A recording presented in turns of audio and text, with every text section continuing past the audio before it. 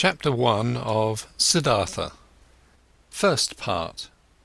To Romain Rolland, my dear friend.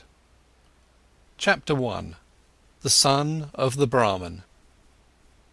In the shade of the house, in the sunshine of the river bank near the boats, in the shade of the salwood forest, in the shade of the fig tree is where Siddhartha grew up, the handsome son of the Brahman, the young falcon, together with his friend Govinda, son of a Brahman.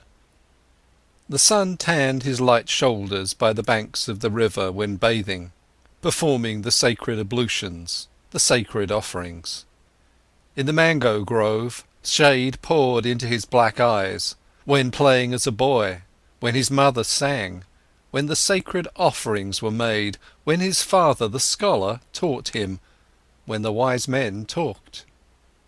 For a long time Siddhartha had been partaking in the discussions of the wise men, practicing debate with Govinda, practicing with Govinda the art of reflection, the service of meditation.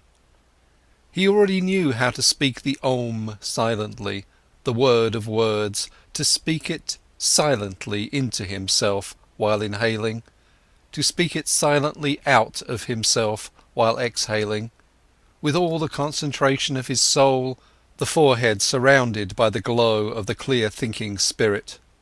He already knew to feel Atman in the depths of his being, indestructible, one with the universe. Joy leapt into his father's heart for his son, who was quick to learn, thirsty for knowledge. He saw him growing up to become a great wise man and priest, a priest among the Brahmins. Bliss leapt into his mother's breast when she saw him walking, when she saw him sit down and get up, Siddhartha, strong, handsome, he who was walking on slender legs, greeting her with perfect respect. Love touched the hearts of the Brahmins' young daughters when Siddhartha walked through the lanes of the town, with the luminous forehead, with the eye of a king, with his slim hips. But more than all the others, he was loved by Govinda, his friend, the son of a Brahman. He loved Siddhartha's eye and sweet voice, he loved his walk, and the perfect decency of his movements. He loved everything Siddhartha did and said, and what he loved most was his spirit, his transcendent, fiery thoughts, his ardent will, his high calling. Govinda knew he would not become a common with Brahman. The Samanas. In the evening of this day they caught up with the ascetics, the skinny Samanas, and offered them their companionship and obedience. They were accepted. Siddhartha gave his garments to a poor Brahman in the street. He wore nothing more than the loincloth and the earth-coloured unsewn cloak. He ate only once a day, and never something cooked. He fasted for 15 days, he fasted for 28 days. The flesh waned from his thighs and cheeks. Feverish dreams flickered from his enlarged eyes. Long nails grew slowly on his parched fingers, and a dry, shaggy beard grew on his chin. His glance turned to ice when he encountered women. His mouth twitched with contempt when he walked through a city of nicely dressed people.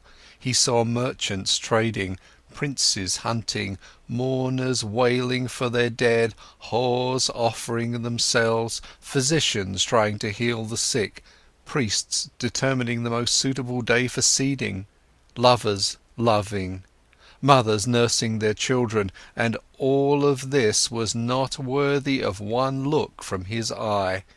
It all lied, it all stank. It all stank of lies, it all pretended to be meaningful and joyful and beautiful, and it all was just concealed putrefaction. The world tasted bitter, life was torture. A goal stood before Siddhartha, a single goal, to become empty, empty of thirst, empty of wishing, empty of dreams, empty of joy and sorrow. Dead to himself, not to be a self any more, to find tranquility with an emptied heart, to be open to miracles in unselfish thoughts, that was his goal. Once all of myself was overcome and had died, once every desire and every urge was silent in the heart, then the ultimate part of me had to awake, the innermost of my being, which is no longer myself, the great secret. Silently, Siddhartha exposed himself to burning rays of the sun directly above, glowing with pain, glowing with thirst, and stood there until he neither felt any pain nor thirst. Gautama. In the town of Savatthi, every child knew the name of the exalted Buddha, and every house was prepared to fill the alms dish of Gautama's disciples, the silently begging ones. Near the town was Gautama's favourite place to stay, the grove of Jetavana, which the rich merchant Anathapindika, an obedient worshipper of the exalted one, had given him and his people for a gift. All tales and answers, which the two young ascetics had received in their search for Gautama's abode, had pointed them towards this area, and arriving at Savatthi, in the very first house, before the door of which they stopped to beg, food has been offered to them, and they accepted the food, and Siddhartha asked the woman who handed them the food, "We would like to know, O charitable one, where the Buddha dwells, the most venerable one, for we are two samanas from the forest, and have come to see him, the perfected one, and to hear the teachings from his mouth." Quoth the woman, "Here you have truly come to the right place, you samanas from the forest. You should know in Jetavana, in the garden of Anathapindika, is where the exalted one dwells. There you pilgrims shall spend the night, for there is enough space for the innumerable who flock here to hear the teachings from his mouth." This made Govinda happy, and full of joy he exclaimed, "Well, so, thus we have reached our destination, and our path has come to an end. But tell us, O mother of the pilgrims, do you know him, the Buddha? Have you seen him with your own eyes?" Quoth the woman, "Many times I have seen him, the exalted one. On many days I have seen him walking through the alleys in silence, wearing his yellow cloak, presenting his alms dish in silence at the doors of the houses, leaving with a filled dish." Delightedly Govinda listened, and wanted to ask and hear much more, but Siddhartha urged him to walk on. They thanked and left, and hardly had to ask for directions, for rather many pilgrims and monks as well from Gautama's community were on their way to the Jetavana, and since they reached it at night, there were constant arrivals, shouts and talk of those who sought shelter and got it. The two samanas, accustomed to life in the forest, found quickly and without making any noise a place to stay, and rested there until the awakening. When Siddhartha left the grove, where the Buddha, the perfected one, stayed behind, where Govinda stayed behind, then he felt that in this grove his past life also stayed behind and parted from him. He pondered about this sensation which filled him completely as he was slowly walking along. He pondered deeply, like diving into a deep water.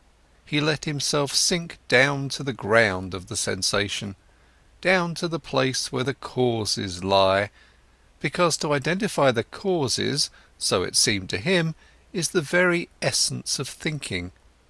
And by this alone sensations turn into realizations and are not lost, but become entities and start to emit like rays of light what is inside of them. Slowly walking along, Siddhartha pondered. He realized that he was no youth anymore, but had turned into a man. he realized that one thing had left